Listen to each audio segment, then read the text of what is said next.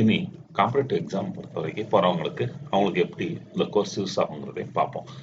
நிறைய காம்படிட்டிவ் எக்ஸாமில் அது பேங்க் எக்ஸாமாக இருந்தாலும் சரி, அல்லது எல்ஐசி ஸ்டாஃப் செலெக்ஷன் எதுவாக இருந்தாலும் சரி, எக்ஸாமில் நிறைய எக்ஸாமில் வந்து இங்கிலீஷை குவாலிஃபைங் டெஸ்ட்டாக வச்சுருக்காங்க. அது வந்து இதுக்கு மட்டும் இல்லை, இப்போ நமக்கு வந்து ஐஏஎஸ் ப்ரிலிமினரி முதற்கொண்டு எல்லாமே ப்ளஸ் கேம்பஸ் இன்டர்வியூ, சாஃப்ட்வேர் கம்பெனிஸ்க்கு செலக்ட் பண்ணுற கேம்பஸ் இன்டர்வியூ எல்லாத்துலேயும் இங்கிலீஷை ஒரு க்ரைட்டீரியாவாக வச்சுருக்காங்க.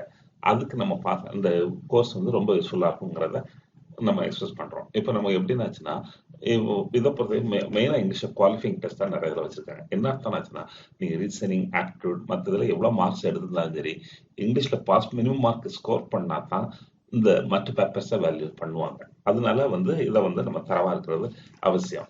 இப்போ அதில் மெயினாக வந்து எப்படின்னாச்சுன்னா, இங்கிலீஷை பொறுத்த வரைக்கும் ஃபர்ஸ்ட் ஆஃப் ஆல் வந்து மெயினாக வந்து ஒரு 10 மார்க்ஸ் வரைக்கும் எப்படி இருக்கணும்னாச்சுன்னா, இப்போ நம்ம வந்து எரர் ஸ்பாட்டிங் இருக்கும். எரர் ஸ்பாட்டிங் வந்து என்ன கிராமர் ரூலை வச்சு இருக்கணும். அதுக்கு நம்ம வந்து ஒவ்வொரு லெசன் முடிவுலையும் சிங்கிற பாக்ஸ் போட்டு கொடுத்துருப்போம். உதாரணத்துக்கு இது எப்படிலாம் யூஸ் ஆகுது, இப்படி வந்ததுன்னா இப்படி வரும். இதை நம்ம கிளாஸ்லேயே நடத்திடுவோம். ப்ளஸ் நம்ம எப்படி பண்ணுறதுங்கிறத சொல்லுவோம். இது அந்த எக்ஸாம் டைத்தில் ப்ரிப்பேர் பண்ணிங்கன்னா ரொம்ப யூஸ்ஃபுல்லாக இருக்கும். ரொம்ப அட்வான்ஸாக பண்ணாலும் மெமரியில் நிற்காது. அதனால வந்து நமக்கு வந்து அந்த டயத்தில் இது பண்ணாலே போதும். இப்போ வந்து இதை பண்ணும்பொழுது நம்ம எரர் ஸ்பாட்டிங் வந்து ஈஸியாக வந்துடும்.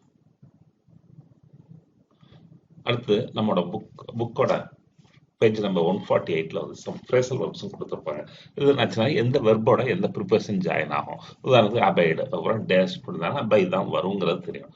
ஆனால் எக்ஸாமில் அதிகமாக கேட்குற நம்ம இதெல்லாம் அதை கலெக்ட் பண்ணி நம்ம கொடுத்துருக்கோம்.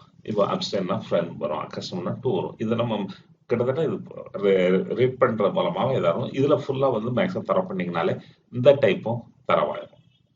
இப்போ நமக்கு வந்து இதையும் அந்த இதில் கவர் பண்ணாங்க.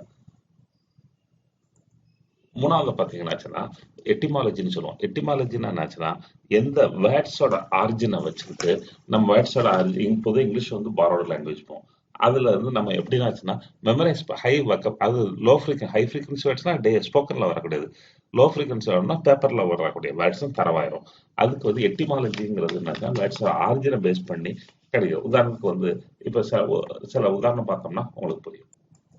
உதாரணத்துக்கு நம்ம பேஜோட எண்ட் போர்ஷன்ல வந்து என்ன கொடுத்துருக்கோம்னா எட்டிமாலஜி பேஸ்ல ஃபுல் கலெக்ஷன் கொடுத்துருப்போம். இப்போ உதாரணத்துக்கு ஜெனோசைட் அப்படின்னாச்சுன்னா அது எப்படி ஆகுதுன்னா ஜெனோனாச்சுன்னா இனம், சைடுனா கொல்லுது. அப்போ ஜெனோசைடுனாச்சுன்னா ஒரு இனத்தையே கொல்லுது. சூசைட்னா சூனா செல்ஃப், சரி தண்ணியை தானே கொண்டாது, ப்ராக்டிஸ் என்ன ஃப்ராக்டர்னு ஒன்று அந்த வேர்ட்ஸை எப்படிலாம் லிங்க் பண்ணி படிக்கிறது தான் எட்டிமாலஜி.